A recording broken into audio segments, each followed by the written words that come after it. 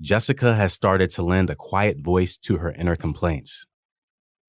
After our New Year's Day party, I sensed that the uncertainty of our relationship has begun to wear her down. From the moment her pregnancy test came back positive, I knew her support for my career at Robert Charles would start to falter. Now, her coexistence with my duties as a counter-racist hitman have morphed into something more akin to shimmering animosity. Our loving relationship has devolved into a contentious Cold War. Jessica now hates what this career demands of me, while I was all too committed to performing this labor of love. I wouldn't need a damn fortune teller to predict this outcome. This was heading towards me having to choose between God's path and the Black woman I loved dearly. Early on, Jessica told me she believed in us. When we first started, she made me feel like she supported this mission the Lord had chosen for me. Back then, she was a rider and was more than down for the cause. Nowadays, it isn't hard to catch her anxious spirit whenever I mention Robert Charles. Annoyed with Jessica's snarky email, I tossed the cell phone onto the table before loosening my bow tie. Having to deal with her silent insecurities was beyond frustrating.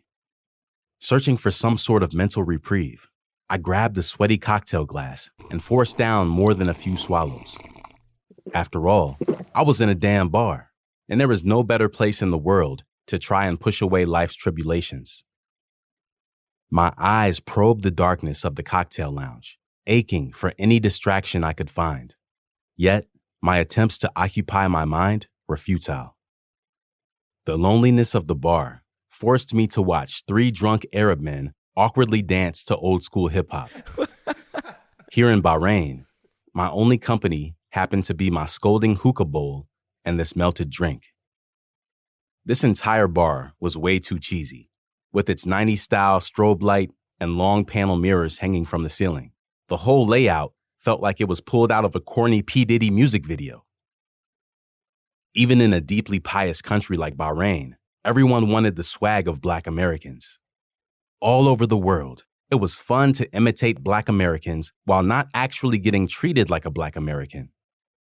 Frustrated by their phony appreciation, I took a small puff of my grape mint hookah and blew the anger out of my lungs.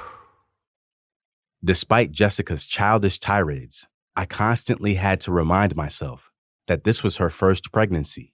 The sudden turbulence of life can become overwhelming once the impending responsibilities of parenthood take root. Yet, a shot of luck has been stirred into our double espresso. Thankfully, I've had the opportunity to experience this wild journey of parenthood once before, so it's my duty to guide Jessica as best as I can. During my first marriage, the harsh lessons of fatherhood taught me that underneath the bright glow of raising a child sat a world of daunting realities. It's not just the many sleepless nights that come along with infants. It's the fact that outside of your love and comfort awaits a world eager to misuse them. Foremost among them is the fact that no matter how much love I poured into my son, that love alone wasn't enough to protect him from the sharp jaws of systemic white supremacy. The day my son was brutally executed by that white demon, a piece of my heart was forever wounded.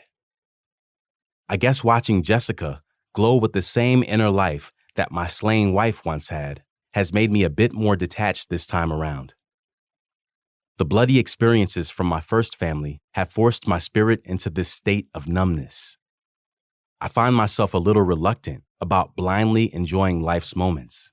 Deep down, I knew it was the horrifying presence of this numbness that was starting to worry her. Jessica would prefer that I smile and pretend it all away, but that isn't who I am.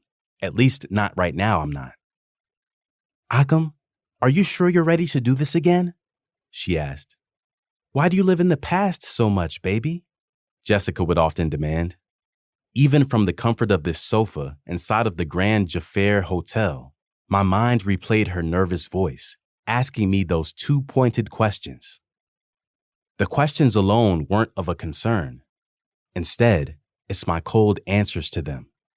In all honesty, I didn't know if I was ready to go through all this madness again.